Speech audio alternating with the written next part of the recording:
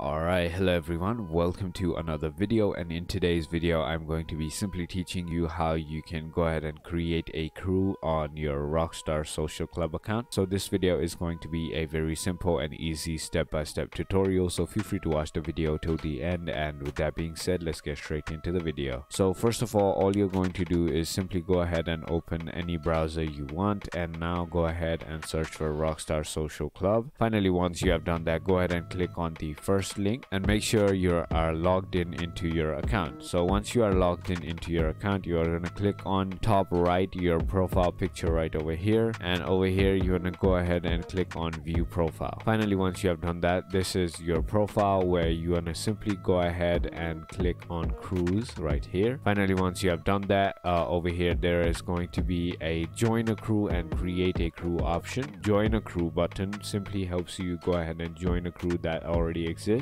and by clicking on create a crew you're gonna be creating a crew. So go ahead and click on create a crew. Now you're gonna have to go ahead and fill some details. So as you can see, it says your crew name.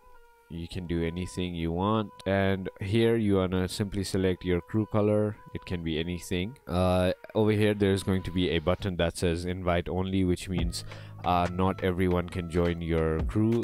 If you only invite them, then people can join. And over here there's a box that says crew type. You can simply go ahead and select anything you want, and it will go ahead and change your profile picture. And down here there is also going to be crew rank titles. So let's say someone is 1 to 10 level, they're going to be called a thug, rank 11 to 20 hustler, rank 21 to 30 soldier, 31 to 40 trigger, 41 to 50 enforcer, 51 to 60 facilitator, 61 to 70 public enemy, 71 to 80 shot caller, 81 to 90 street boss, and 91 to 100 kingpin.